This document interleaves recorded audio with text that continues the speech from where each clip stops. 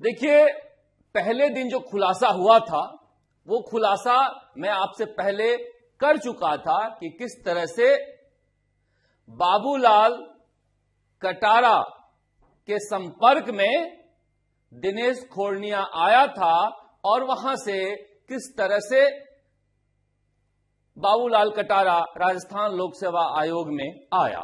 ये चार्जशीट में है। इसकी कहानी पहले बाजार में आ चुकी थी।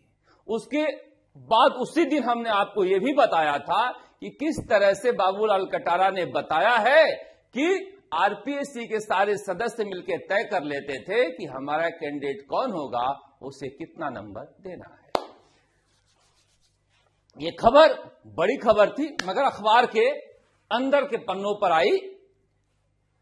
आरपीएससी चेयरमैन सदस्य इंटरव्यू से पहले अभ्यर्थी का नाम शेयर करते, पैसे वही लेते जो सिफारिश लाता था। यह बाबूलाल कटारा ने ईडी के चार्जशीट में बोला है।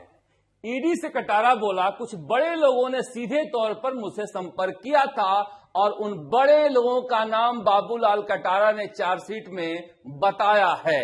अब जिसके पास ये चार्जशीट है उसके हलक सूख रहे हैं बड़े लोगों का नाम छापने में या लिखने में। तो क्या कांग्रेस के बड़े नेता हैं? क्या सूबे के पूर्व मुखियाओं का नाम है? पता नहीं, क्योंकि बीजेपी जिस तरह से खामोश है, इस खबर के आने के बाद कहा जा रहा है कि मामला दोनों तरफ का है। इतने बड़े खुलासे पर राजस्थान में हंगामा हो जाना चाहिए था कि 5 साल हुआ क्या है। इसने कहा है कि भूपेंद्र यादव, डॉक्टर शिव सिंह राठौर, डॉक्टर जसवंत राठी, संजय स्रोतिये मेरे रहते अध्यक्ष रहे, राजकुमारी गुज्जर, रामूराम राय का, डॉक्टर जसवंत राठी, 2 अन्य सदस्य थे।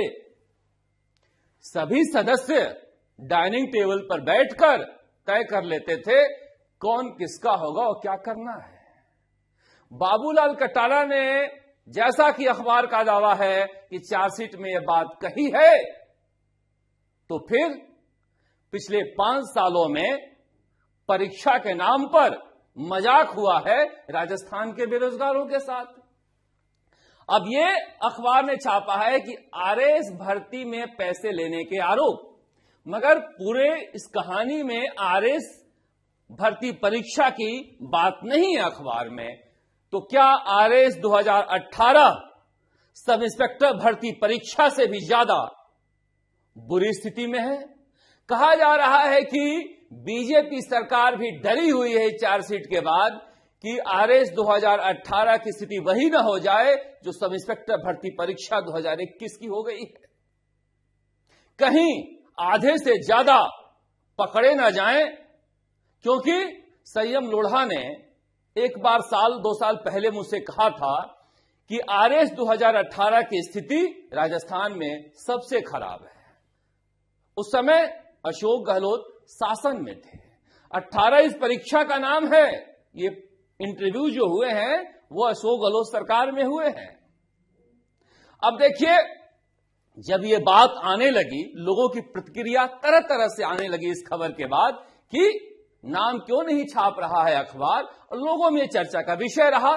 दिन भर ये चर्चा का विषय रहा कि इतनी बड़ी खबर को अंदर के पेज पर छापना, फिर नाम न छापना। अब लोग हैं, लोग तो चर्चा करेंगे ही, क्योंकि अशोक गहलोत कहते हैं कि कॉमन मैन का कॉमन सेंस बहुत रोबुस्ट होता है। पर उससे भी बड़ा खेल हुआ। एक चैनल पर कुछ आदिवासी नेताओं के नाम चलाए गए। अर्जुन बामनिया, रघुवीर मीणा, ताराचंद भगौड़ा और मालवीय, जो बीजेपी में शामिल हो गए, महेंद्रजीत सिंह मालवीय। यानी आदिवासी नेताओं को ठोक दो ताकि जो बड़े नेता हैं उनके नाम पर किसी को शक न हो, चर्चा हो न हो। कहा जाने लगी ये तो यही वाले थे, बड़े वाले इसमें कोई नहीं है। ये देखिए किस तरह साजिश का सिरा घूम रहा है कि चार्जशीट को 10 ताले में बंद कर दिया जाए। मैंने तो संपादक से लेकर हर किसी से कहा, अगर किसी को साहस नहीं है तो चार्जशीट मुझे दे दो, मैं नाम पढ़ देता हूं। पर कहा जा रहा है क्या बीजेपी के बड़े नेताओं का नाम भी है क्या इसमें शामिल, जिसकी वजह से यह सियासी खामोशी है?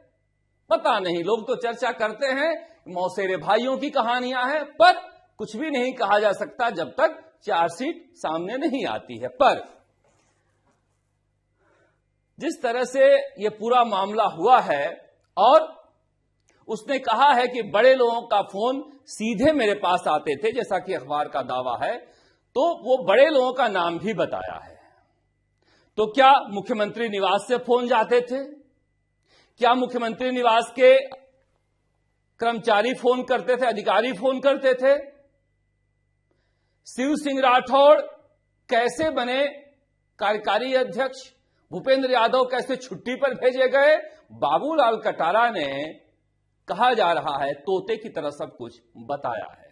एक बार हमारे हाथ में चार्जशीट आ जाए, मैं पूरी पढ़ के सुना दूंगा आपको, मैं किसी से डरता नहीं।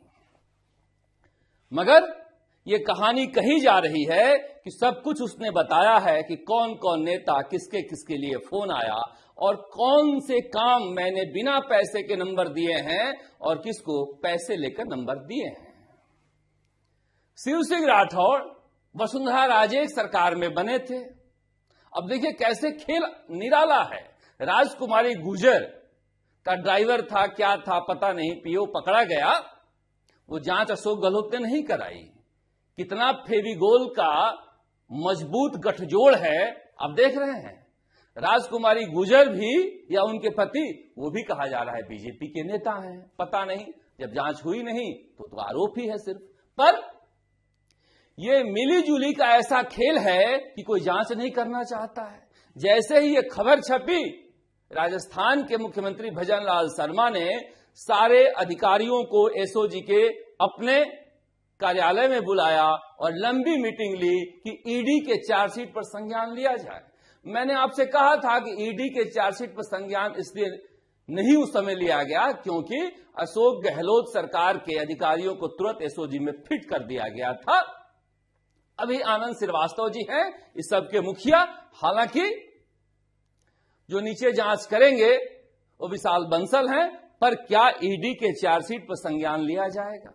अब देखिए, नाप छापने के कई बहाने हो सकते हैं। ये बहाने हो सकते हैं, क्या पता बाबूलाल कटारा ने दवा में बयान दिया हो, तो फिर कोई भी अखबार किसी भी चार्जशीट को कभी नहीं छापे, ये पढ़ ले, कसम खाए, क्योंकि कोई भी बयान दबाव में दिया गया हो सकता है चार्जशीट का।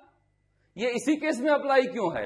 मगर फिर भी कहा जा रहा है कि क्या बीजेपी के बड़े नेता भी इसमें शामिल हैं? पता नहीं, क्योंकि जिस तरह से बाबूलाल कटारा ने सारी स्थिति बताई है चार्जशीट में, ये राजस्थान के लोगों के लिए आंखें खोलने वाला है कि अपने बेटे बेटियों को आप